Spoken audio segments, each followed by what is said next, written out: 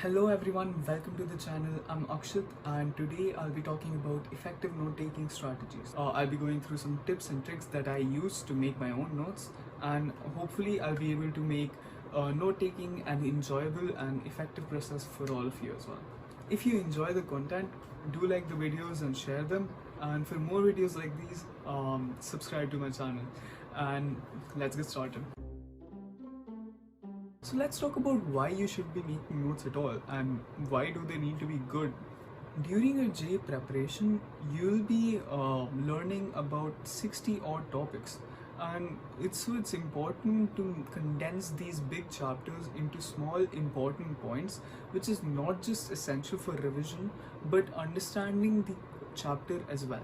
To have a good grasp on the chapters, you need to know which topics inside those chapters are important and which are not. And all of this clarity comes when you take notes. Also, many scientific studies suggest that taking notes while studying keeps you more engaged and focused on the topic that you're studying, which leads to better learning overall. Taking good notes is especially important while memorizing some volatile or small important points.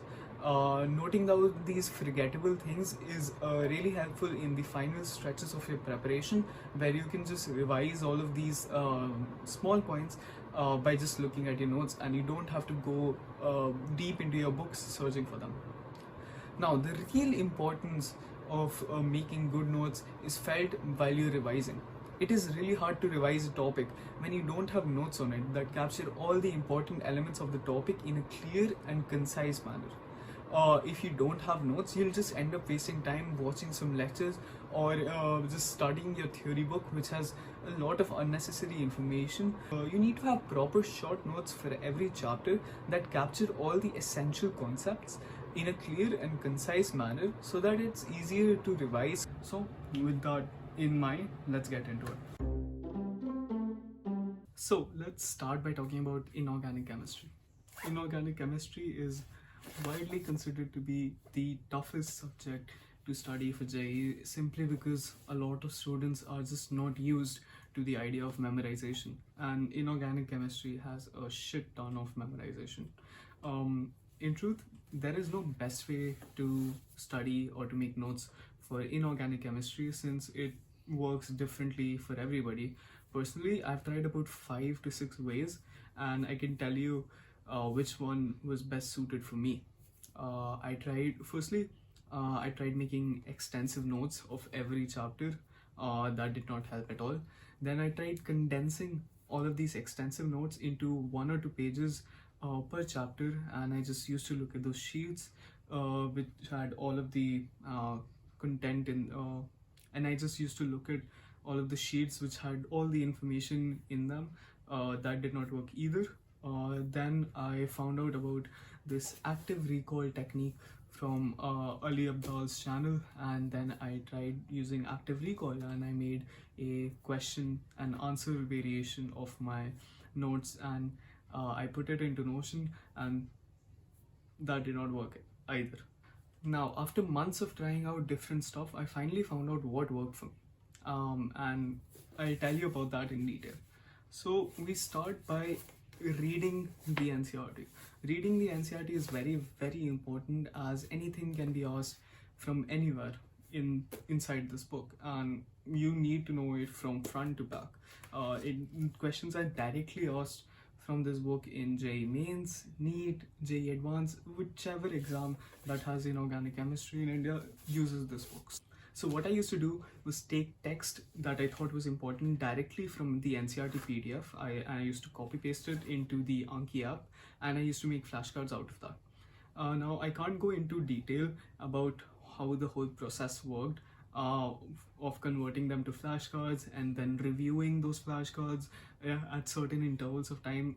That would take a long time, and I don't want to make this video too long or too boring. So if you do want a separate video where I break down my Anki workflow and how I remember everything in inorganic chemistry now, like, I'm not kidding. If you woke me up at 3 a.m. at night and asked me a question from this book, there I am very confident that I'll know the answer to it. That is how much Anki has helped me. So if you do want a video, if you do want a separate video on the workflow that I use to convert all of the NCERT text into flashcards, tell me down in the comments and I'll work on making a video on that workflow.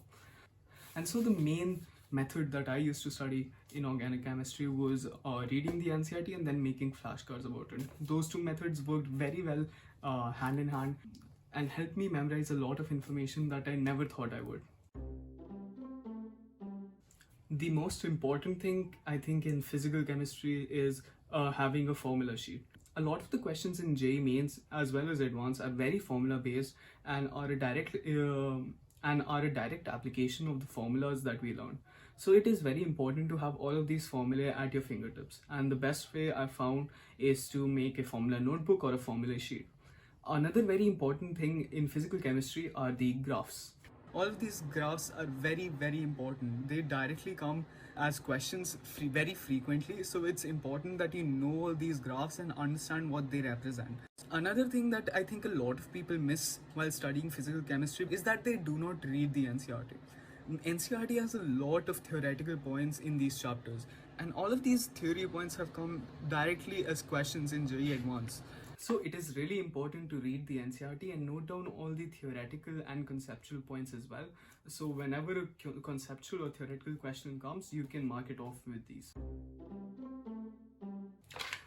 For organic chemistry, I feel like a lot of students focus more on memorization instead of focusing on the mechanism. I feel like organic chemistry is like a game, and all the reaction mechanisms are the rules of the game. Once you know the rules of the game, you can play the game really well.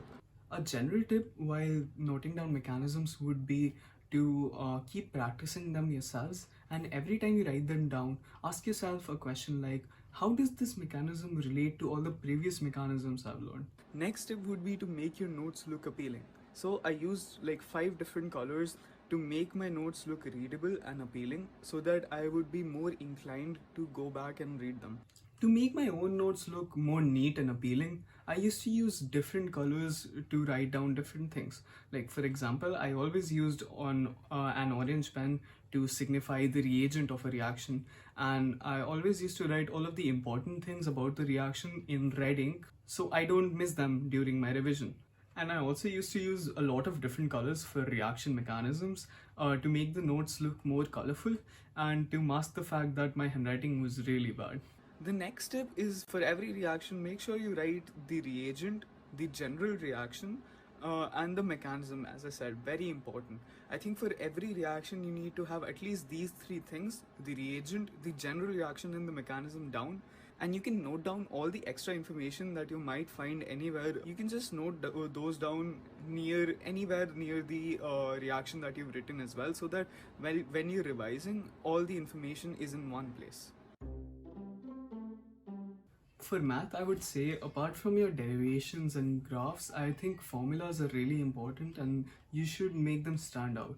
Use a box, use a different colored pen, but make them stand out so during revision you focus on the more important things and skip out on all the unnecessary derivation you've done and just only look at the formula. Another thing that can help with this is a formula sheet that you can make for every chapter that contains all of the important formulae in one place, so you can refer to it whenever you're revising a chapter and you don't have to go through the pages and pages of theory and practice, etc., and can do your revision quickly and effectively. I think one of the most important things in math that I missed during my preparation is class illustrations or solved examples. Class illustrations are really important, not only to build your understanding of the topic, but also to build an approach of how to solve a question of that type. So make sure that you include these class illustrations in your notes and make sure to keep referring to them from time to time in order to maintain that approach and make sure that you don't forget it. Physics is very similar to math. I think firstly, you should have all the derivations, formulae, graphs, and important points for every concept clearly and concisely written so that it's easily accessible during revision. The next step would be theoretical points in physics. It's important to have all the theoretical points in your mind because Theoretical points can be directly asked as a question, and please mention theoretical points in your notes as well so that they're accessible during revision. Again, in physics, class illustrations are really important. They build that approach of problem solving that is especially required at the level of JEE Advanced. And in physics, you can also employ a formula sheet if you think a lot of the formulas for you are volatile or easily forgettable. You can very easily do that as well. Well, those were all the tips, and I hope these prove useful to you in one way or the other. Once again, if you enjoyed the content, please do leave a like and share this video. That really helps me out. And if you want more content like this, subscribe to the channel, and I'll see you in the next video.